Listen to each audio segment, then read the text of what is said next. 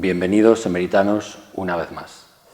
Hoy os hablamos desde el Palacio de la Isla, en Burgos, un lugar en el que la historia se detuvo en algún momento para continuar.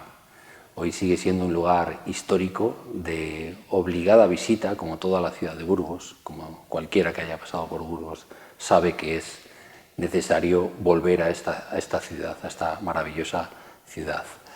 Lo hacemos desde aquí, que es la sede del Instituto Castellano y Leonés de la Lengua, uno de los patrocinadores, el principal patrocinador de este ciclo de Meritus de la Fundación Santa María la Real. Bienvenidos a Meritus, este lugar en el tiempo y en el espacio en el que celebramos la sabiduría que perdura más allá del retiro. Hoy vamos a tener el honor y el placer de charlar con Inés Praga Terente, nacida en la cuenca mirena asturiana, pero burgalesa de corazón y de obra, y apasionada defensora de Irlanda y de su literatura. Autora, entre otras obras, de una belleza terrible, la poesía irlandesa contemporánea. Como dijo el poeta Seamus Heaney, Premio Nobel de Literatura, la poesía es el rastro en el agua que deja tras de sí una piedra rasante, que me parece una imagen preciosa, ¿no?, para definir la poesía. Y ese rastro, entre otros muchos, es el que ha seguido la profesora Praga a lo largo de su vida. Una vida que ha compartido literariamente con monstruos de la escritura como Oscar Wilde, Yeats, Joyce, Beckett o el propio Heaney. Su mirada se ha volcado sobre esa Irlanda dividida por la violencia, pero llena de creatividad. Inés nos ha regalado una certeza envuelta en belleza, ese canon irlandés que une la poesía del norte con la del sur. Y hoy vamos a tener el placer, como digo, de charlar con ella. Bienvenida, Inés, a Meritus. Muchas gracias y muchas gracias por invitarme a venir. Es un placer. Bueno, el placer es nuestro. Te voy a iniciar con una pregunta. ¿Qué te impulsó a dedicarte a esa belleza terrible de la literatura irlandesa, bella incluso en tiempos de conflicto? Una anécdota bonita y un acto de amor. Voy a contarlo. Yo me licencié en Filología Inglesa. Naturalmente, en aquel entonces, Filología Inglesa era Inglaterra y Estados Unidos. Hice incluso mi tesis doctoral sobre Lewis Carroll, con estancias en Oxford. Y en aquel tiempo, Irlanda era un país desconocido, aislado, donde ningún profesional de lengua inglesa se acercaba. Yo tampoco lo hice, pero cuando yo era profesora en el colegio universitario, tuvimos como lector un señor irlandés, Dermot MacDermot, elegante, con ese porte gaélico que tienen algunos hombres irlandeses. Era un hombre soltero y murió aquí en Burgos sin testamento y de repente. Claro, se produjo una situación legal muy compleja y a mí se me planteó la deuda moral y afectiva de aclarar el legado de ese hombre que trabajó con nosotros con tanto amor y con tanta profesionalidad. Era el año 85, no había móviles, no había email, y entonces decidí ir a Irlanda a conocer la familia y hablar con ellos de todos los trámites tremendamente dificultosos de la herencia de un extranjero sin testamento. Me planté en un pueblo irlandés, Fermoy, y quedé absolutamente maravillada. O sea que si fui allí, no fue en busca de la literatura, fue por el afecto a un irlandés y a una amistad que, sin yo saberlo, me iba a abrir un camino totalmente nuevo.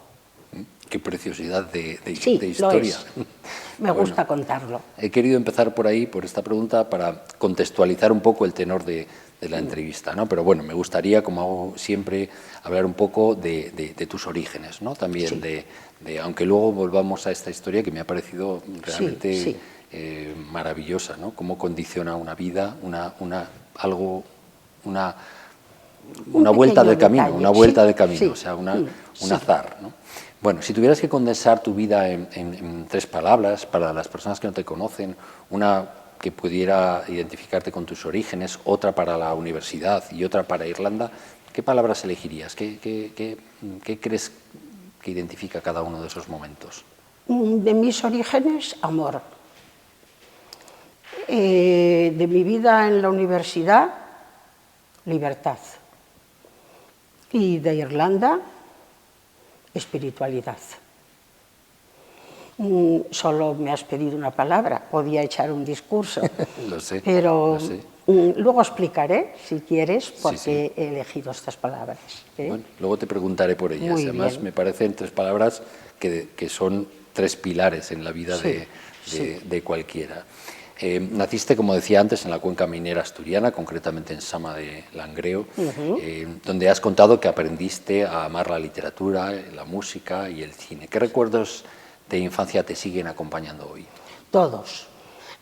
A mí me marcó nacer en la cuenca minera asturiana y me marcó mi familia, las dos cosas. La cuenca minera asturiana, ¿por qué? Pues porque es muy singular. Creo que todo el mundo dirá lo mismo de su paisaje, lógicamente. Yo resumo el mío. Era una zona activa, muy comprometida ideológicamente, con una conciencia obrera muy clara. Era una zona de conflicto, era una zona de inmigración. Yo ya vi la inmigración desde pequeña. Era una zona donde se valoraba extraordinariamente la educación y la cultura. Lo más normal era ir a la biblioteca todo el día, estudiar piano. Yo era de una familia muy modesta y así todos mis padres ahorraron, hice la carrera de piano.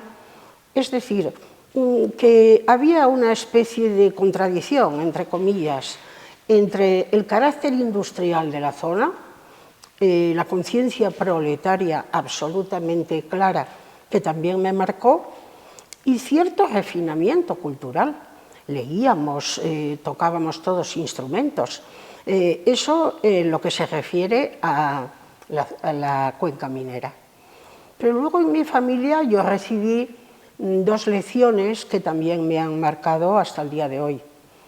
La primera de ellas es el amor, pero el amor como práctica, el amor como ejercicio y como disciplina, no solo como sentimiento.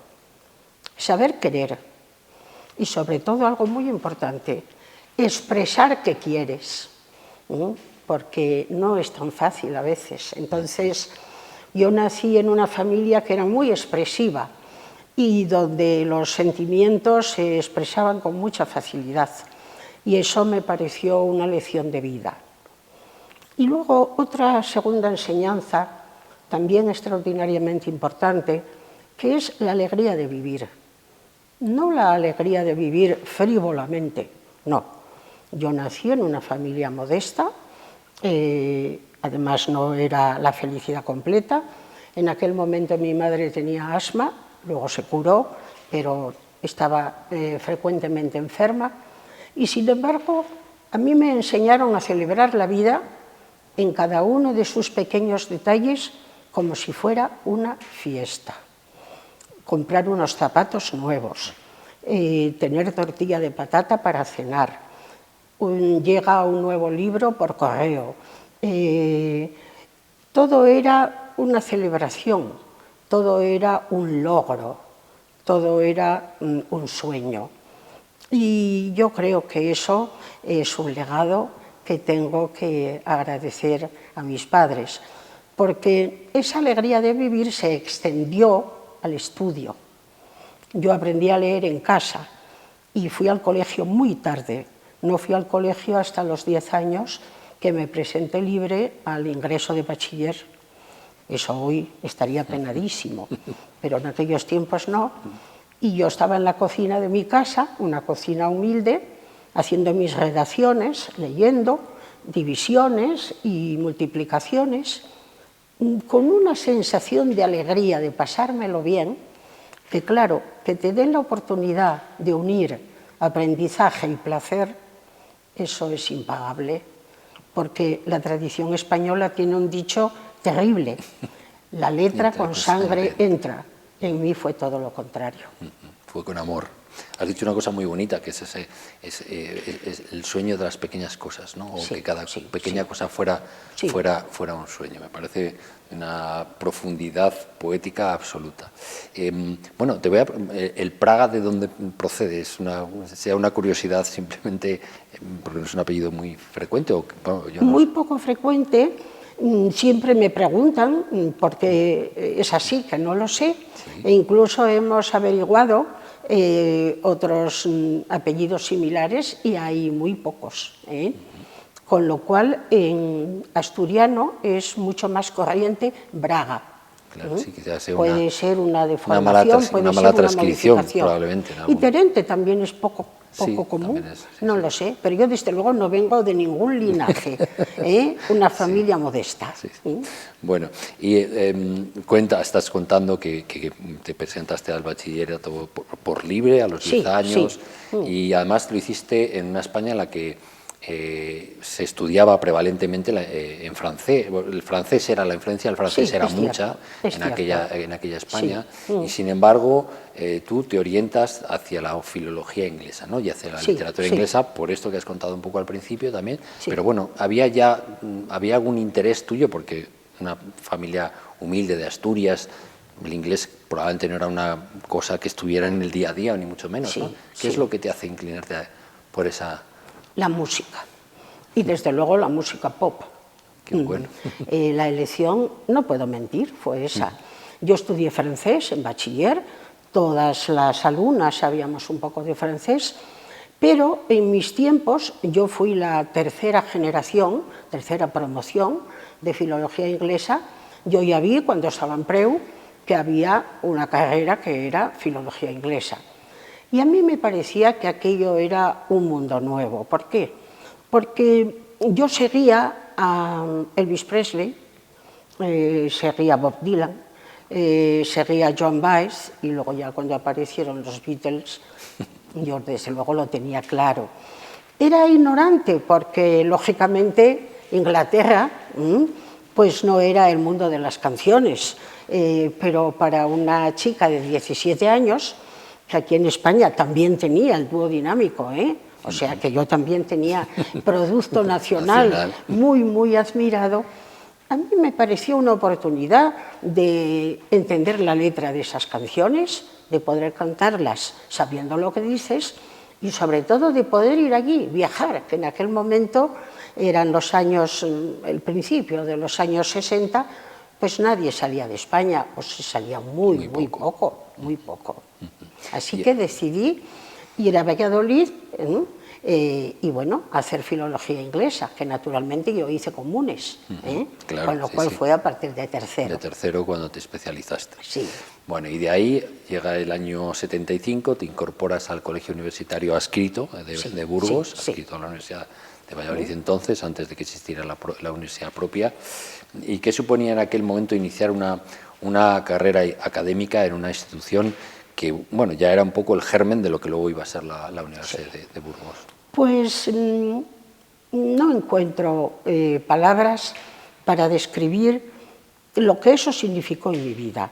Yo creo que si podemos hablar de felicidad en el plano profesional, me asusta un poco la palabra felicidad porque crea expectativas, pero si tuviera que elegir un momento de felicidad profesional es ese.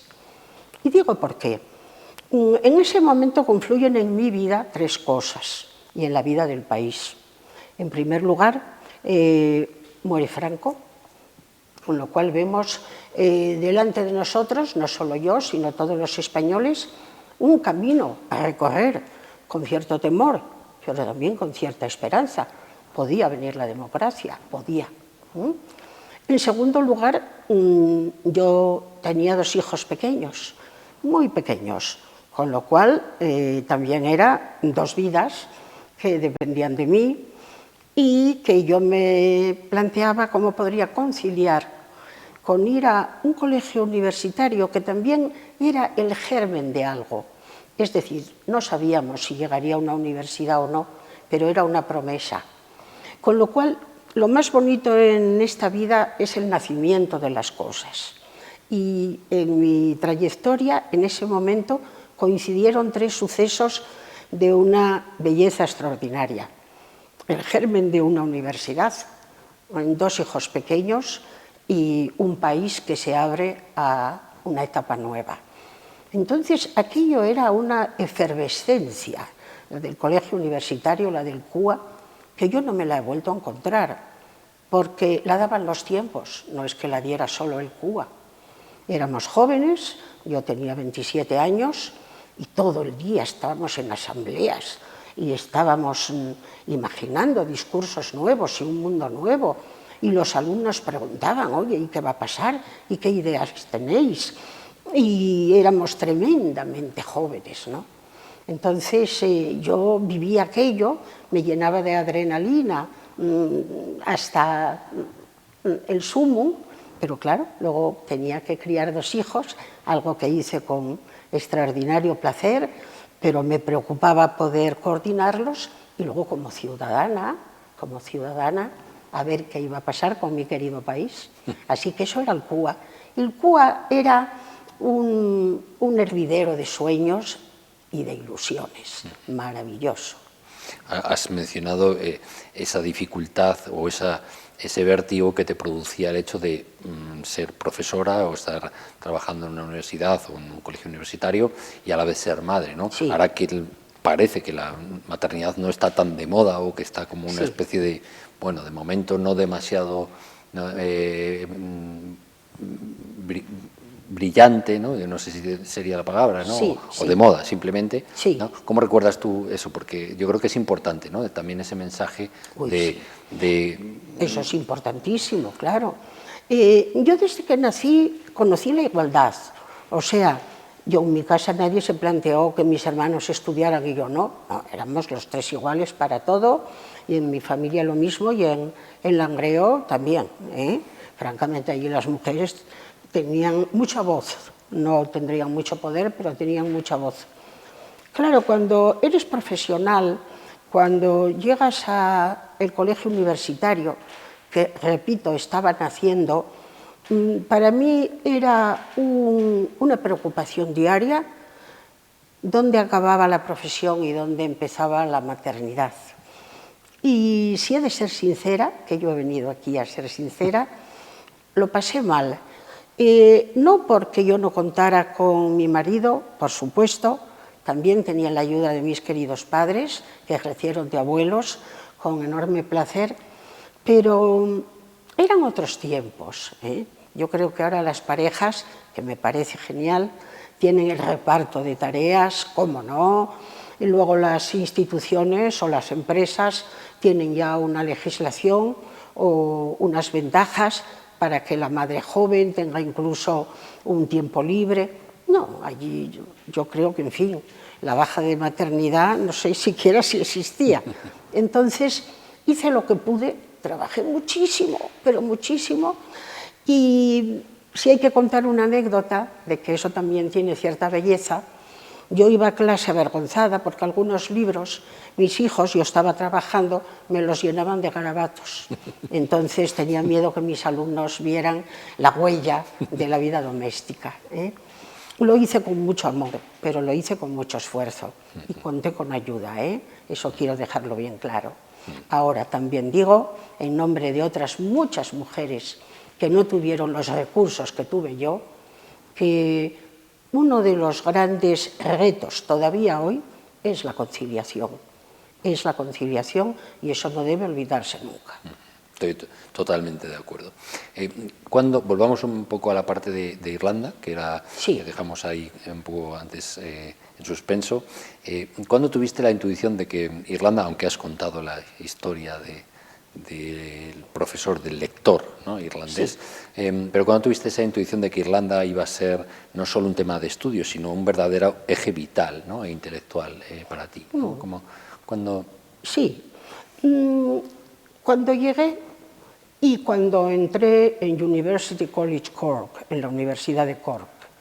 Yo fui a un pequeño pueblo, Fermoy, a ver a la familia de McDermott. Y era curioso, era el año 85, en España ya había bastante adelanto, pero Irlanda era todavía la Irlanda del hombre tranquilo.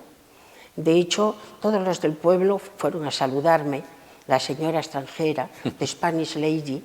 Yo era una especie de curiosidad. Tenían todavía un carácter artesano de la vida, que en España ya se había perdido.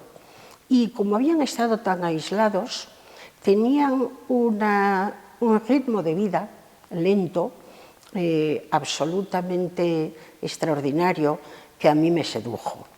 Y allí ya vi que me gustaba mucho estar, que estaba verde, que llovía, a mí me gusta mucho que llueva, porque soy asturiana, y que hablaban mucho la tradición oral, que yo también vengo de una gran tradición oral asturiana. Pero el salto definitivo fue cuando llegué a la universidad, fui a conocerla, la Universidad de Cork, que luego me ha dado tantas satisfacciones, y fui a comer al comedor universitario, y había allí un profesor hablando en español a gritos, un español perfecto, que me dejó, creí que incluso podría ser español, y fui a presentarme, no, era Terry Foley, me emociono al nombrarle, catedrático de español, personaje extravagante, genial, inefable, que me dijo, una española aquí, esto no lo dejo yo escapar. Y entonces empezamos a hacer proyectos y planes en común, con la gran ventaja de que en aquel momento empezaba el programa Erasmus. Podíamos incluso canalizar una colaboración, un intercambio de alumnos, incluso intercambio de profesores. Con lo cual, fíjate lo afortunada que soy.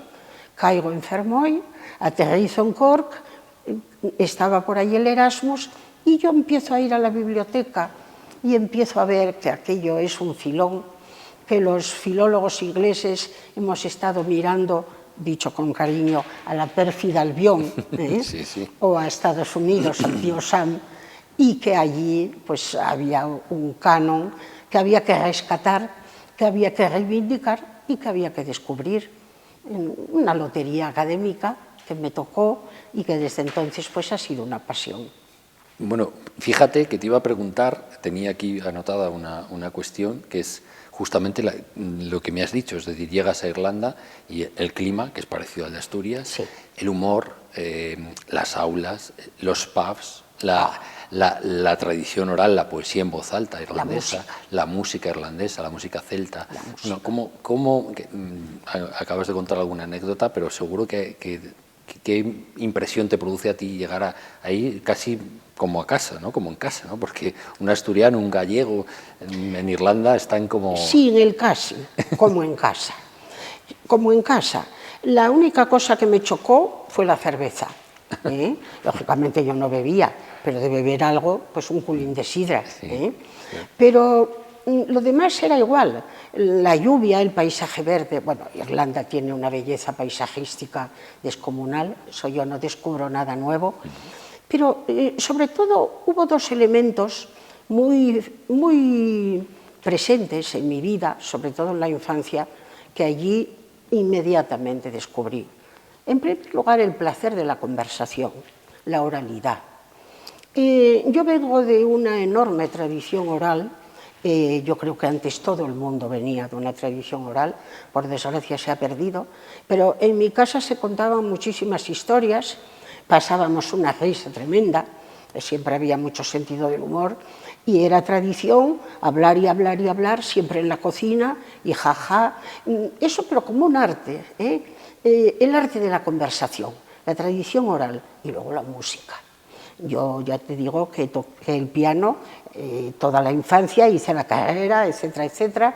Siempre iba a conciertos, la gaita, siempre andaba la gaita por Sama. Y claro, llego a Irlanda y veo que hablan y hablan y hablan, porque la tradición oral irlandesa es tan rica que incluso es la que confiere sus señas de identidad a la gran literatura. Eso no lo tienen en Inglaterra, ¿no? Y, con lo cual, pues allí también contaban muchas historias, y luego la música, claro.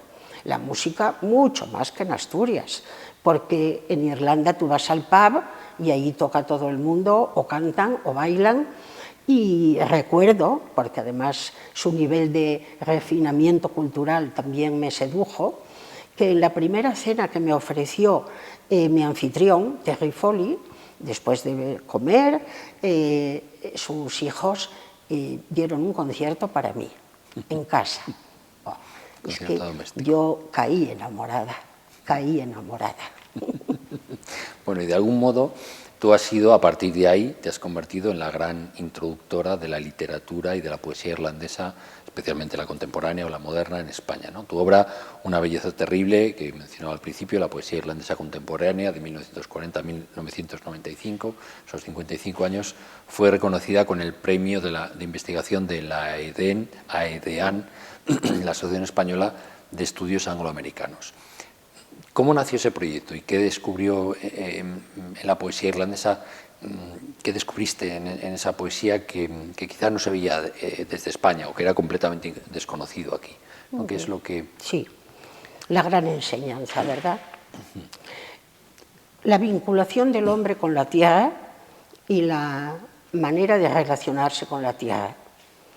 Los irlandeses saben leer el paisaje, porque el paisaje irlandés nunca es neutral, siempre tiene una historia, siempre. Y eso lo da la propia historia de Irlanda, el mundo celta, pero luego cuando llegaron los ingleses, a comienzos del 17, les confiscaron la tierra, la lengua, la religión, con lo cual el paisaje de Irlanda siempre cobijaba un episodio personal doloroso o un hecho histórico, o era el marco de una leyenda sobrenatural, o era la ciénaga de tu infancia. Es decir, yo nunca he visto una habilidad tan extraordinaria para leer el paisaje y para descifrar el paisaje como lo tienen los irlandeses. A mí me pareció absolutamente extraordinario. Entonces, todo el libro que hice, un libro largo, es las distintas formas de relacionarse con la tierra. Una de ellas, la del colono. ¿Cómo va a hablar igual un colono que un parroquiano? ¿Cómo va a hablar igual un católico que un protestante? Un hombre que una mujer, el norte o el sur, el que vive en la mansión, descendiente de ingleses, o el que vive en la choza en plena hambruna. Entonces, ese mosaico histórico impreso en la tierra, que la poesía lee y describe, para mí fue un descubrimiento extraordinario. Entonces dediqué unos cuantos años a ese libro, me lo pasé extraordinariamente bien, yendo a Irlanda cada poco, haciendo excursiones, viendo el paisaje, pero no es la belleza paisajística, que también es, repito, el mosaico de vivencias de una Irlanda que muy difícilmente llegó a ser irlandesa, antes era anglo-irlandesa, y todo eso se ve en la poesía. Aprendí muchísimo. Sí, además ahí hay una, en la época de Wilde, ¿no? Pero incluso sí, antes, ¿no? Esa especie de la riqueza anglo-protestante frente sí, a la pobreza católica, ¿no? Claro. Que además estaban asociadas al idioma inglés en un caso, al gaélico en el otro, ¿no? Claro. O sea, todo eso que además se ve en muchas obras, en obras de Edgeworth, de Maria Edgeworth, de Synge, ¿no? Claro, por supuesto, no sé, por supuesto. O sea, de Lady Augusta Gregory, todo eso está ahí, ¿no? O sea, todo eso está en ese... Claro. Aunque esto está dedicado a la poesía, pero tú también has estudiado esa parte, ¿no? Has estudiado la novela. Yo he estudiado todo porque tenía que hacerlo. Ten en cuenta que Irlanda solo fue irlandesa en 1922 y solo fue una república, tal como la conocemos ahora, en 1948. Date cuenta, pleno siglo XX. ¿Qué era antes? Bueno, pues realmente pertenecía a la corona de Inglaterra. Claro. ¿Qué dos clases de ser irlandés coexistían? La anglo-irlandesa, que son los descendientes de los colonos, que viven en mansiones, que hablan inglés, que son protestantes, la Big House. Veo que lo conoces muy bien, bueno. Me emocionas. Y todo eso incluso genera una literatura propia, la novela de Big House, la novela de la Casa Grande, autoras extraordinarias. Claro, esos son irlandeses. Ahí empezamos con la gran controversia, ¿no? Y luego, por otro lado, está los que fueron despojados de sus tierras, de su religión y de su lengua, que viven casi en la clandestinidad. Tenían las leyes penales que les prohibían la educación, no podían acudir a la escuela, tenían lo que se llamaba escuelas del seto, porque daban clase, los que sabían un poco, a los que no sabían nada, escondidos entre los setos en buen tiempo o en pequeñas cabañas en invierno. Claro, ¿cómo podemos comparar esas dos clases sociales? No podían votar, no podían ser miembros del Parlamento, los católicos, y entre otras cosas, pues estaban bastante perseguidos. ¿Qué pasó con el gaélico? Bueno, pues el gaélico fue prohibido, pero claro, la tradición oral siguió en forma de historias que pasaron de generación en generación y sobre todo pasó en forma de canciones. El cancionero irlandés es una cosa absolutamente extraordinaria porque fue el que preservó la identidad de un pueblo que quisieron extinguir. Y ahora, resumiendo, ¿eso cuándo choca? Pues muy sencillo. A comienzos del siglo XX, Irlanda quiere ser irlandesa. ¿Qué es ser irlandés? ¿El que es católico, pobre y sabe gaélico porque lo hablan en casa y no sabe leer? ¿O el de la mansión, que por supuesto sabe leer, es escritor, es protestante, pero no tiene ni idea del pasado de Irlanda? Y ahí luchan dos grandes figuras, William Butler Yeats, que es premio Nobel, y James Joyce. James Joyce, realmente, entre que era católico, las deudas de su padre y su, digamos, literatura indecente, según la época, se tuvo que ir de Irlanda, O sea que, ¿qué Irlanda era la irlandesa, no? Hubo una guerra civil, no fue fácil, por fin llegó la República, que tampoco fue fácil, pero por fin hubo una Irlanda para todos. En el norte no, siguió el conflicto. Claro, y ahí sí, bueno, ahí sí que todavía enquistado. ¿no? Claro. Bueno, en 2001 fundaste aquí en Burgos la Asociación Española de Estudios Irlandeses, ¿no? Sí. De la que fuiste presidenta, hoy eres presidenta de honor. Sí. ¿Qué necesidades vistes entonces y qué ha cambiado desde ese momento en la presencia de Irlanda en la Academia Española o en la parte académica de española? ¿No? Tremenda. Debo decir, en justicia, es muy importante, que yo no fui la única que estudió la literatura irlandesa. He tenido grandes colegas, Francisco Tortosa, que ya ha muerto, tradujo el Ulises, había bastantes otros, pero yo con la asociación lo que quería era aglutinar, unificar esfuerzos, ¿no? Y sobre todo, dar un nombre y un espacio a los estudios irlandeses, porque no hemos nombrado aquí que los grandes del canon y premios Nobel, por ejemplo Bernard Shaw, por ejemplo William Butler Yeats, sin ser premio Nobel James Joyce, Jonathan Swift, Samuel Beckett, todos eran literatura inglesa.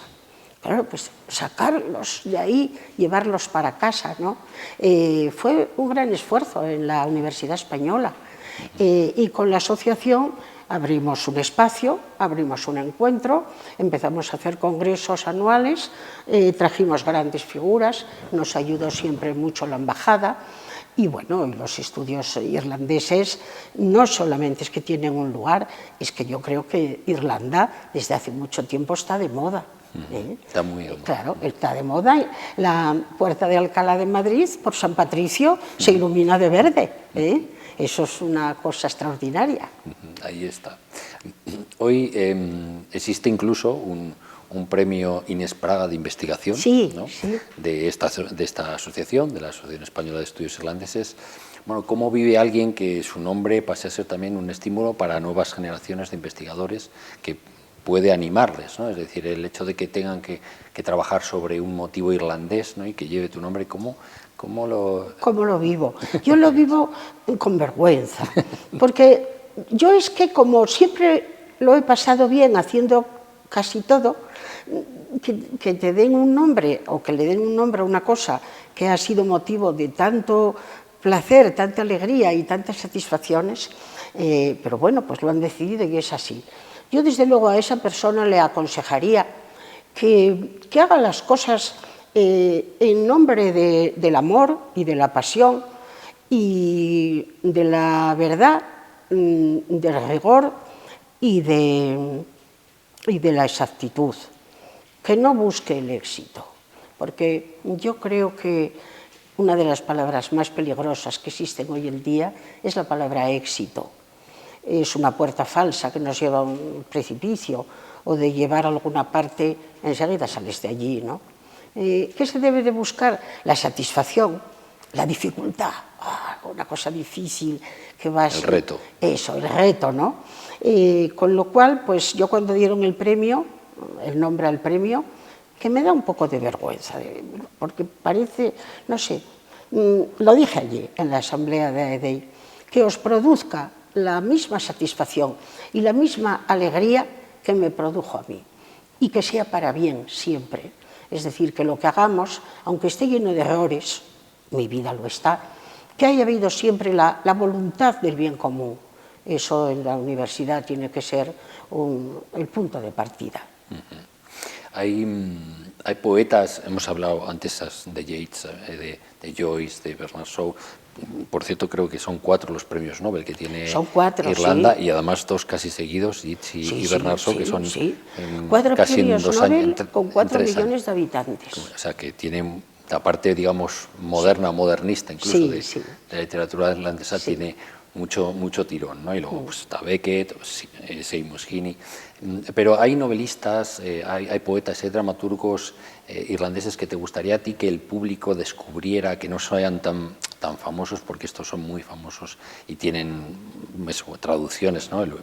Joyce y el Ulises son casi un mito, que hay asociaciones de gente que va a tratar de entenderlo, ¿no?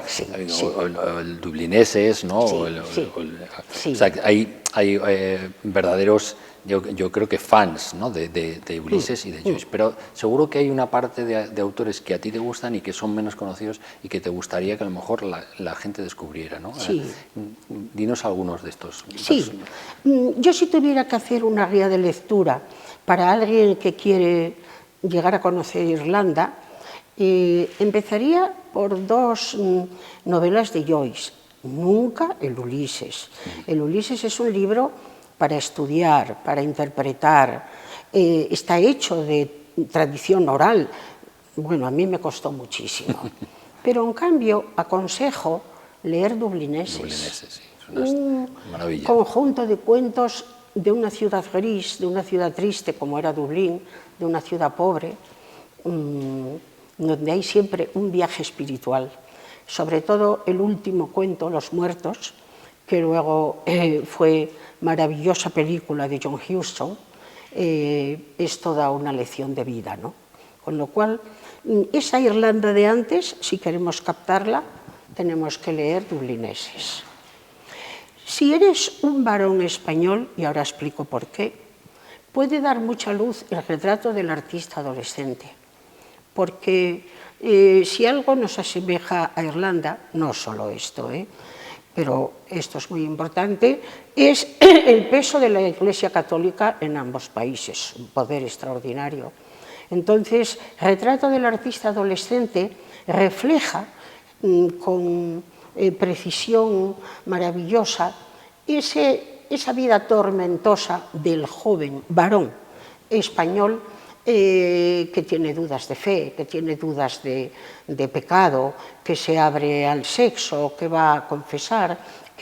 Entonces yo lo sé porque lo he regalado a muchos varones españoles y se han visto reflejados. Pero fuera de eso, ¿cómo podemos entender la Irlanda que se abre un poquito a la modernidad? porque Irlanda va detrás de España en muchas cosas, en economía, aunque ahora florecen, en legislación, en apertura a Europa, estuvieron aislados incluso durante la guerra también.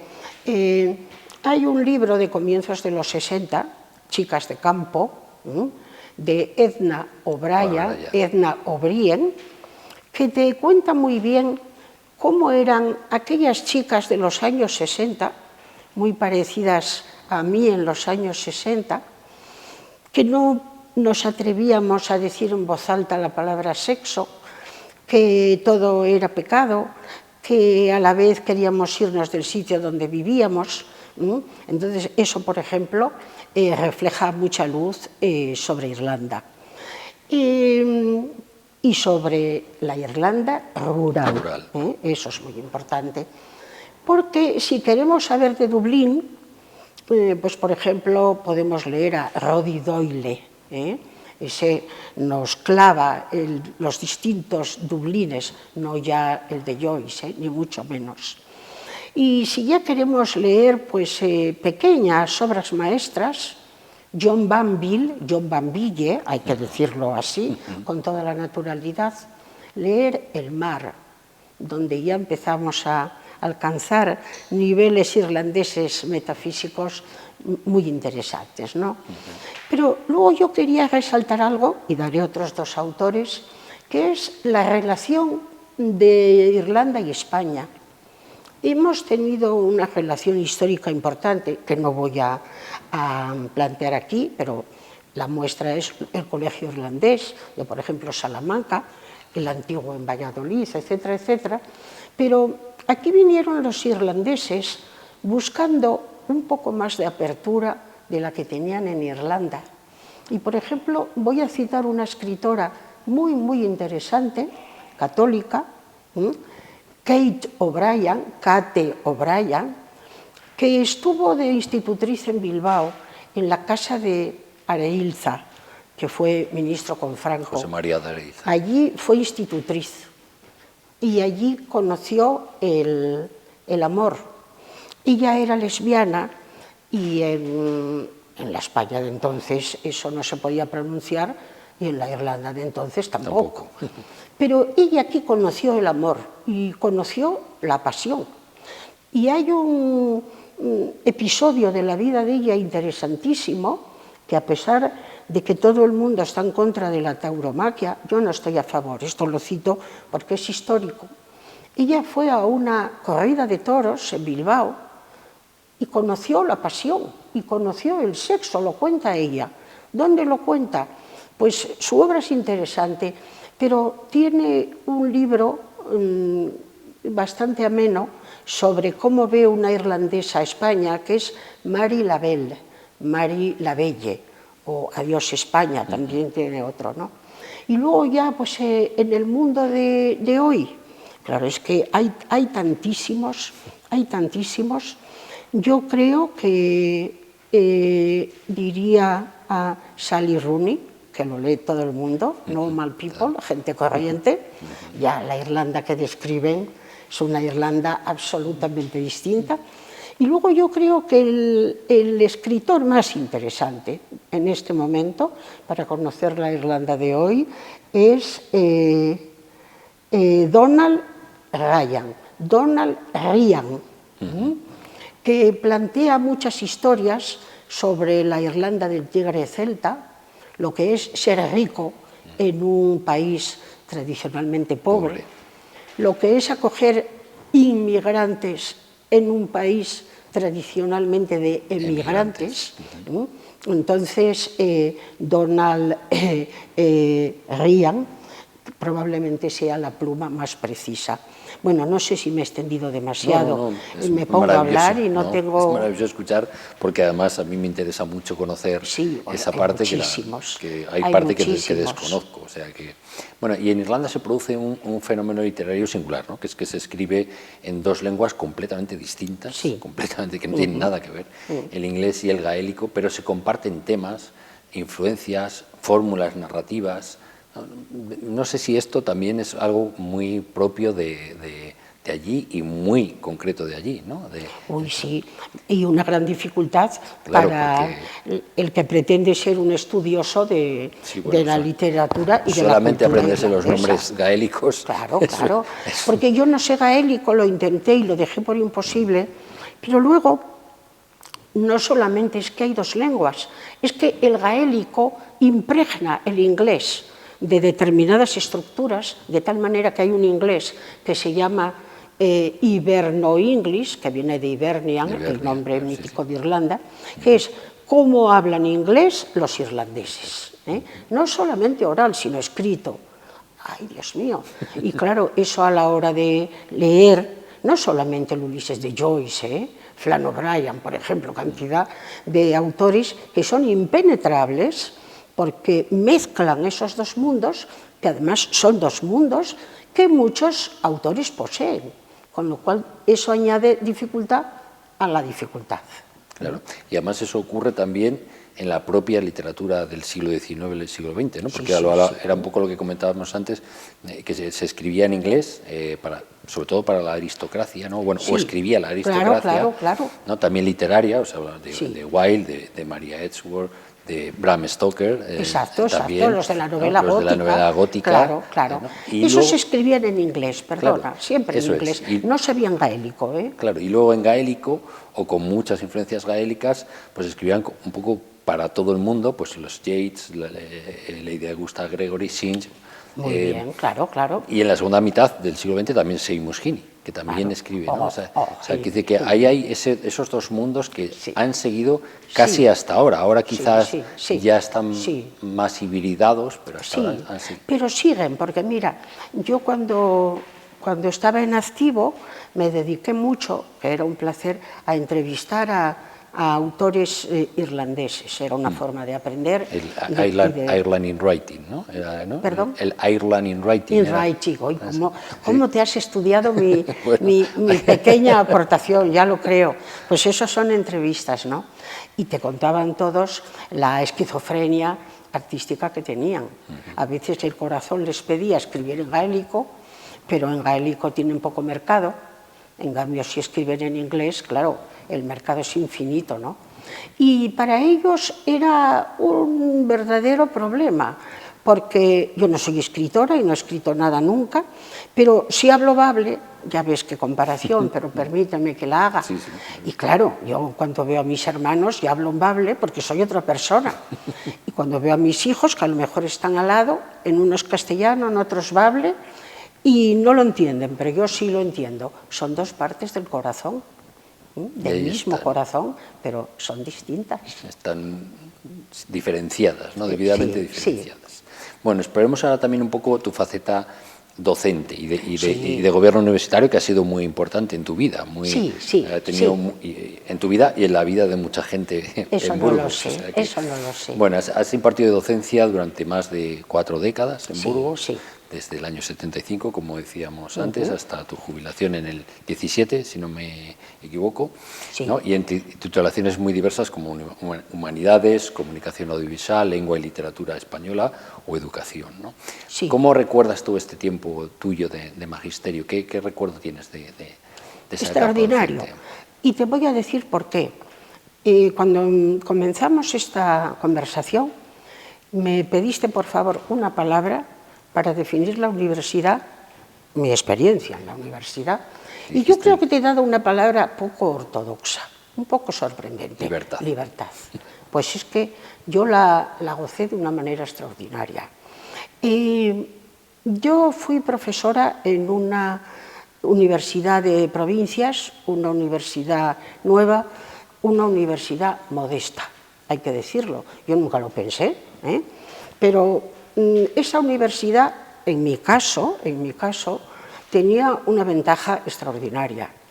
Yo nunca tuve por encima de mí la jerarquía, a veces feudal, no siempre, ni mucho menos, pero a veces feudal de los departamentos universitarios, donde el catedrático marca unas pautas de investigación, de docencia, quién da una asignatura, quién da otra, quién va a ser promovido a titular, en fin, todo el mundo sabe de lo que hablo, que por supuesto no es general, pero existe. Yo no tenía nada de eso, yo era cabeza de ratón. Entonces yo decidía para mí, también tenía compañeros de los que no era la jefa, o sea que cada uno pues era dueño de su labor, de su ¿no? espacio. El programa, los horarios y eso no, pero esa sensación de libertad, de entrar en el aula a contar exactamente lo que crees que debes contar, lo que sabes contar con modestia, pero sabes, y que crees que puede ser beneficioso, pues eso es impagable. Y a mí eso me lo ha dado la Universidad de Burgos, porque de haber estado en otro sitio, yo hubiera entrado en un organigrama, me hubiera dado otras ventajas, más dinero para investigación, más contactos.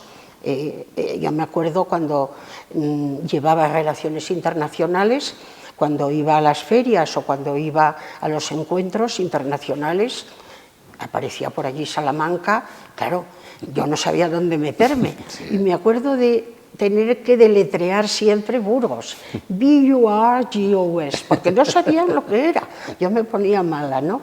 Entonces yo esos años de docencia los he vivido como un ejercicio, lo primero de todo, de responsabilidad, que te toque en la gama de oficios, yo que además vengo de Cuenca Minera y tengo conciencia laboral, que te toque ser profesora, eso es un auténtico privilegio.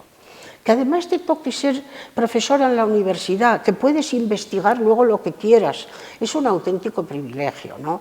Entonces, lo primero de todo con responsabilidad, pero claro, luego con una enorme libertad y con una enorme pasión, porque yo manejaba unos espacios de decisión que generalmente no se tienen. Y luego he tenido también una suerte, al principio no la viví como tal, pero luego ha sido muy bueno para mí. Yo en el colegio universitario tenía filología inglesa, había filologías, pero con la llegada de la Universidad de Burgos las filologías se suprimieron, pusieron humanidades. Lo vivimos todos, yo la primera, como una tragedia. ¿Qué va a ser de nosotros sin la especialidad? Lo de humanidades es como una rebaja, como ir a menos. No, todo lo contrario. Me permitió dar, luego también en comunicación audiovisual, literatura y cine, por ejemplo, cultura de los países de lengua inglesa, estrategias de traducción. Es decir, en el programa yo pude poner unas asignaturas poco ortodoxas, que no fuera lo de siempre, lo cual no significa que yo haya sido una gran innovadora, no. Pero bueno, por ejemplo, comunicación audiovisual, música de las Islas Británicas, me acuerdo que vimos un año. A mí eso me parece que es impagable, ¿no? Hecho con todo rigor, todo puede ser riguroso. Entonces, mi paso por la Universidad de Burgos fue un tiempo que debo celebrar y agradecer, y así lo hago cada día de mi vida. Has mencionado que fuiste efectivamente vicerrectora de internacionalización, es decir, la encargada de poner un poco en el mapa del mundo a la Universidad de Burgos. ¿Qué has aprendido desde ese puesto sobre la importancia, por ejemplo, de los intercambios, de las estancias fuera para los alumnos y para los profesores, bueno, de la internacionalización real de una universidad, ¿no? De lo claro, es algo fundamental. Yo fui al extranjero muy pronto. Mi primera estancia fue en el año 67. Ya vi que era otro mundo y que había que cruzar la frontera. En aquellos tiempos en que te pedían incluso certificado de antecedentes penales. Pero ya trasladados a mi tiempo en la UBU, y no digamos hoy, la internacionalización es algo básico. Es decir, hoy uno puede concebir una universidad o un alumno sin que sepa lo pequeño que es el mundo y que realmente el concepto de frontera es un concepto político, pero no intelectual. Entonces, la llegada del Erasmus fue una bendición.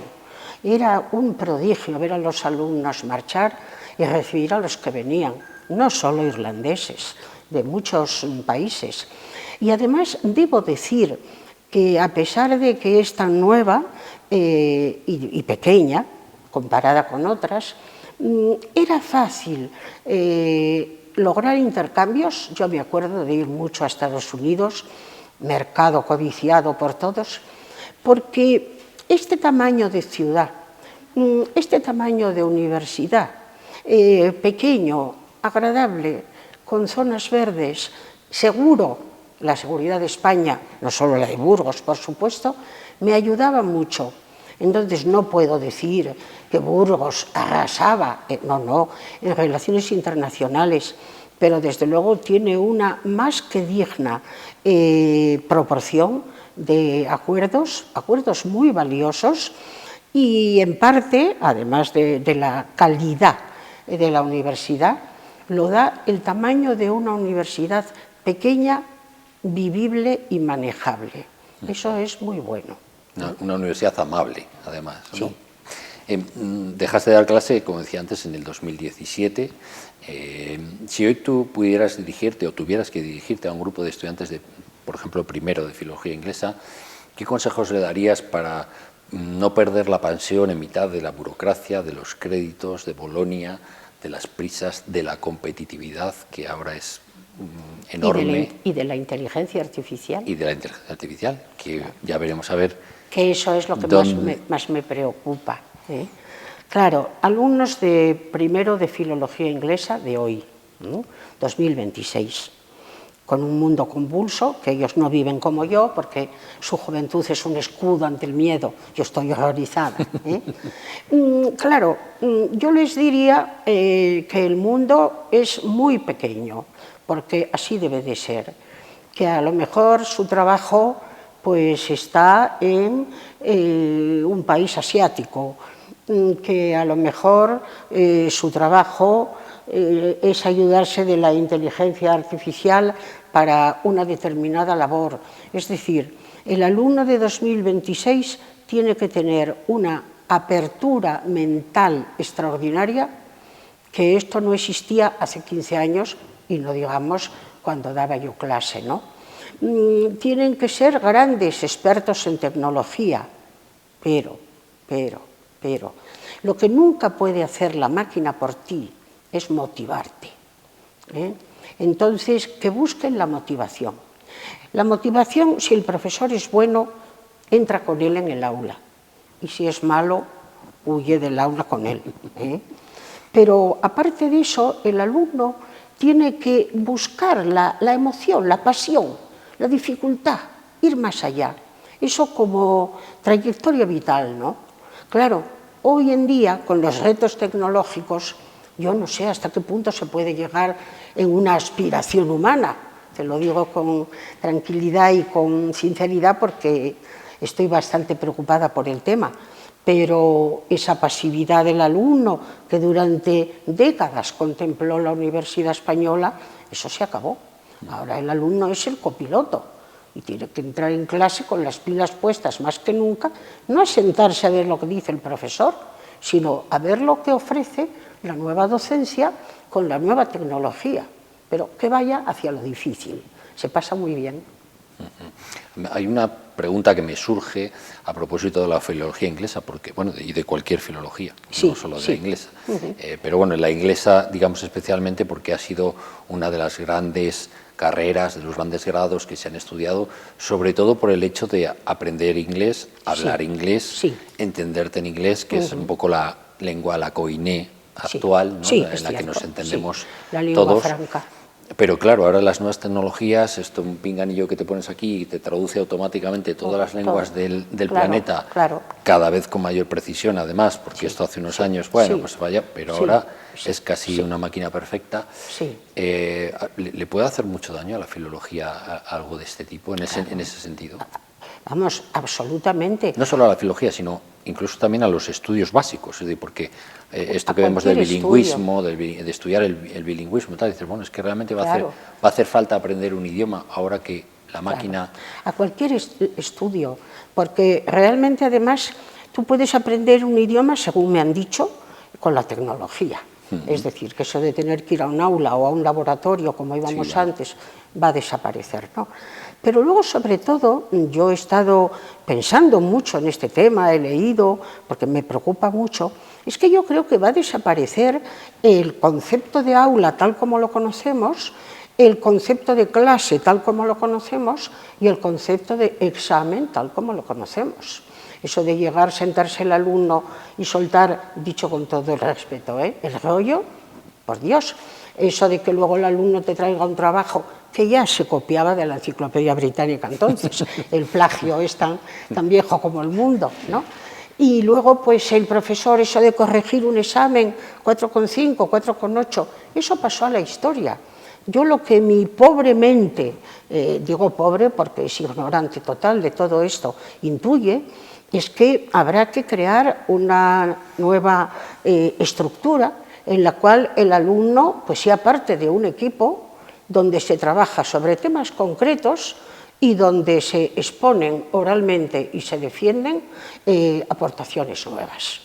Todo lo demás está en Internet, con lo cual no tiene sentido, si yo ahora diera literatura, que es lo que más he dado en toda mi vida, yo no puedo llegar allí a explicar la novela del siglo XIX o el teatro del siglo XX.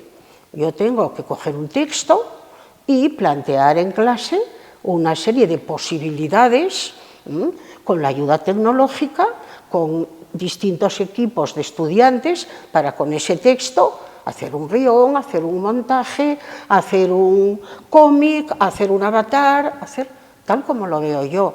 Quizá quien me oiga esto se horrorice. Pido disculpas porque hablo desde la ignorancia, pero yo creo que va a ser algo así. Sí, es un reto. No podemos decir eso de Dios mío, esto va a ser terrorífico. Es difícil, pero ¿qué ha sido fácil? Sí, yo creo que es un nuevo paso al que nos tendremos que adaptar. Muy difícil. Como nos ha pasado siempre, que ha llegado, como cuando llegó Internet, que dijo, bueno, se acabó ya estudiar porque ya está todo en Internet. Exacto, pues no. Entonces claro. ha llegado esto, pues ya veremos a ver hasta qué punto llega, ¿no? De todas las tesis que has dirigido y proyectos que has acompañado, ¿hay algún recuerdo que te venga de inmediato a la memoria como símbolo de lo que has intentado hacer como maestra? ¿Estás especialmente orgullosa de algún...? Sí, no diré el nombre, pero de una alumna que lo hizo con un enorme esfuerzo económico. Entonces, pero cuando digo esfuerzo económico es que no tenía nada, porque una cosa es la escasez y otra cosa es la ausencia total de recursos, ¿no? Entonces, seguí su trayectoria y aparte de emocionarme, me dio una gran lección de cómo se suple la falta de dinero. Yo no he conocido la pobreza, he conocido la escasez porque en mi generación había poco, yo tenía poco, pero esta chica, cuya historia era muy, muy personal, no tenía nada y lo consiguió, ¿no? Entonces, y te das cuenta de que el dinero es el vil metal, un vil metal muy necesario, pero todo no lo compra y todo no lo facilita. Y esta chica leyó una tesis, entonces eso nunca lo olvidaré. Te quedó para siempre, ¿no? La Universidad de Burgos te rindió un homenaje público en 2017, cuando te jubilaste, digamos, y desde entonces te defines como ya jubilada, ¿no? Ese es tu sí, yo estoy jubilada, claro que sí. ¿No? Pero sigues encontrando, por lo que veo es así, nuevos retos y practicando la escritura en prensa también, además. Sí. Bueno, ¿cómo ha sido ese paso del ritmo frenético universitario a otro tiempo vital como el que vives ahora? Sí, cómo me jubile, ¿verdad?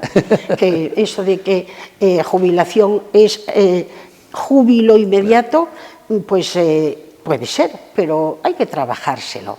Yo trabajé hasta los 70 años, que la ley me permitía, muy a gusto, y muy a gusto también me propuse hacer una nueva vida dentro de lo que la vida me ofreciera. Tuve la fortuna, espero que esto pueda contarse en eméritus también, de tener una nieta. Y claro, es que ahí a mí se me abrió una nueva profesión y una nueva devoción. Para la que no habías estudiado, además. Para la que no habías estudiado. No había estudiado ni lo necesitaba.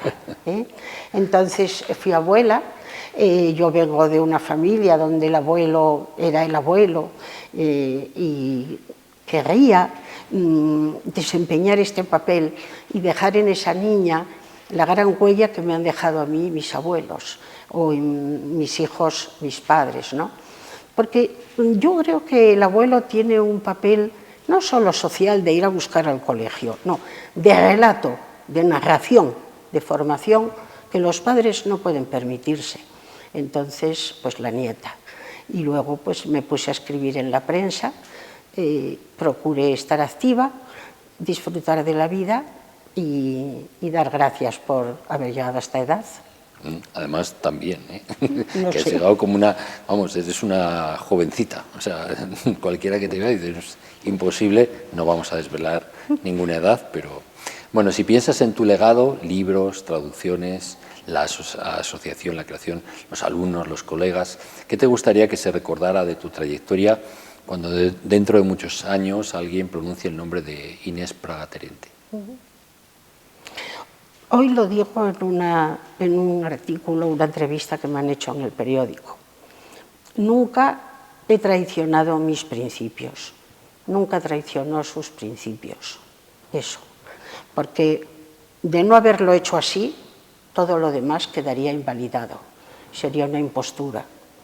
Esto contiene errores, yo he metido la pata montones de veces, me he equivocado, he hecho cosas muy mal, pero traición a lo que han sido mis principios éticos y vitales, yo creo que no.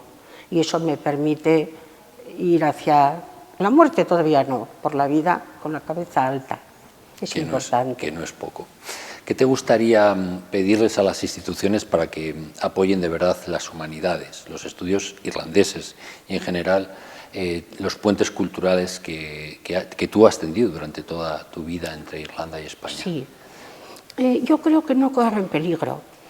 Irlanda, además de un atractivo extraordinario, cultural, geográfico, paisajístico, hoy es rica. Todas las industrias tecnológicas, por motivos que sean, están en Dublín, la chavalería emigra a Dublín, ¿quién lo iba a decir? Cuánto me alegro, por otra parte, ¿no? Y luego las relaciones entre los dos países, a nivel de embajada, a nivel de instituciones culturales, son extraordinariamente poderosas. Yo creo que eso va a seguir así. Las humanidades, pues que nadie piense que la máquina va a poder prescindir de ellas. Las humanidades son las ciencias de la vida, es la sabiduría de la vida, desde que el hombre es hombre hasta hoy. La máquina, ya sé que el algoritmo recorre millones de kilómetros en un segundo, pero no tiene corazón el algoritmo, con lo cual nadie puede sustituir a estos estudios. Algo falla, ¿verdad? Bueno, pues hoy hemos charlado con una auténtica pionera de los estudios de literatura irlandesa en España, doctora honoris causa por la Universidad de Irlanda, por la Universidad de Cork, presidenta de honor de AEDEI y fundadora, además, profesora de largo y fructífero recorrido en la Universidad de Burgos, una mujer coherente, como habéis visto, sencilla, sabia, nacida en la humildad de una dura cuenca minera y curtida en una vida plena y dedicada a ampliar horizontes a través de la literatura, la docencia y el diálogo multicultural. Si tuvieras que regalar una sola frase de un poeta irlandés, por ejemplo, o de un escritor irlandés, de un profesor querido tuyo, de alguien que recuerdes especialmente a quienes están escuchando en esta entrevista, ¿cuál sería? No sé si se te ocurre alguna, te viene alguna a la cabeza. Sí, has citado antes un poeta que para mí es un maestro de vida, Seamus Heaney. Es un enorme maestro. Tiene un poema, Digging, cavar, que dice que entre sus dedos el padre tenía la azada y él tiene la pluma. Vamos a cavar los dos. Con esto quiero decir que qué cosa tan extraordinaria que todo el mundo que viene de la azada pueda llegar a la pluma. Es decir, mi gran aspiración en esta charla y en mi vida, como la de todo el mundo, yo creo, es la aspiración de la igualdad de oportunidades. Esa es mi última palabra, la igualdad. Bueno, pues quiero agradecerte, Inés, tu participación en el ciclo Emeritus, el ejemplo que es tu vida, entendida como servicio público y también como puente entre culturas. De verdad, aunque tú digas que no, yo te lo quiero agradecer porque creo que ha quedado absolutamente de manifiesto esto. Y te agradezco mucho el que hayas estado en Emeritus. Al contrario, yo lo agradezco de todo corazón. Para mí venir ha sido un honor, ¿eh? Así que muchísimas gracias. Muchas gracias. Bueno, espero que hayáis disfrutado mucho de esta charla con Inés Praga y os espero en el próximo Emeritus. Hasta pronto.